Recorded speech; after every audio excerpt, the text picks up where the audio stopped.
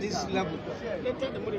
The issue at hand, which His Excellency knows very well, is that the tenure of Abure and his working committee at NWC has ended effectively by the 10th of June this month. And you know that there can't be any vacuum in the leadership. And we are not here as NLC. NLC happens to be one of the stakeholders and spearheaded the convening of stakeholders meeting through the National Political Committee Commission of NLC. And it is the stakeholders meeting that resolved that since the tenure of Abure was about to expire, there can't be any vacuum. And they therefore set up a National Transition Committee whose duty is only to do the needful. That is to conduct congresses right from the ward level to local government levels to state levels and culminating into national convention that will elect legitimate, transparent leadership of the party to look forward. And this is why we are here.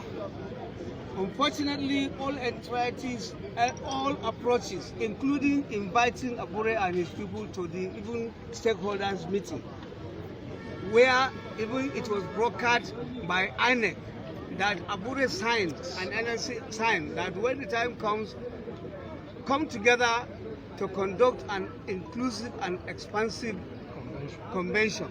Unfortunately, Abure decided to do without NLC, even after having signed an agreement that INEC brokered.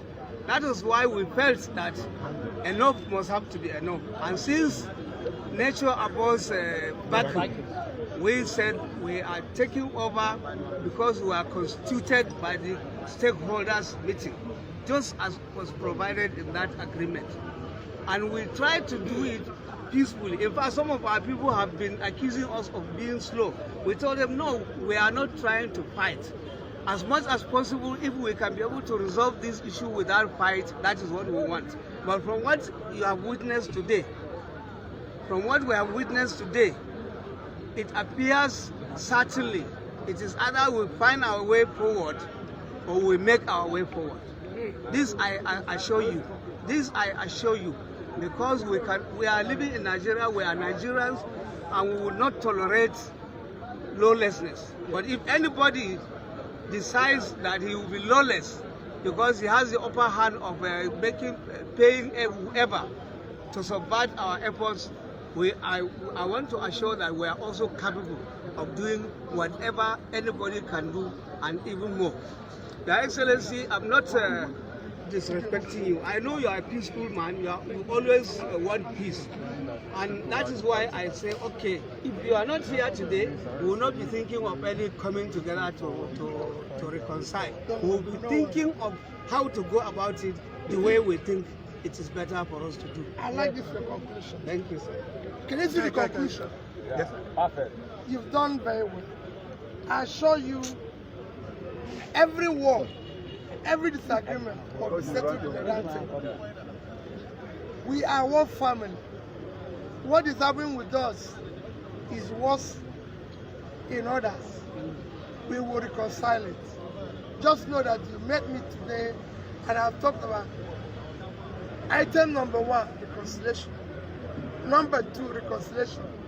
Number 3, let us remain focused on the suffering of the poor people of Nigeria.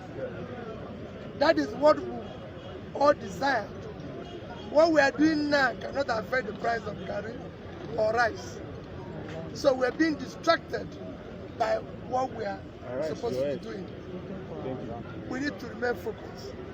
I hope the press is okay. Yes, sir. Thank you very much. I'm externally grateful for your involvement because I know you, all of you, are my supporters. Thank you. Be there. Thank you. Thank you very much.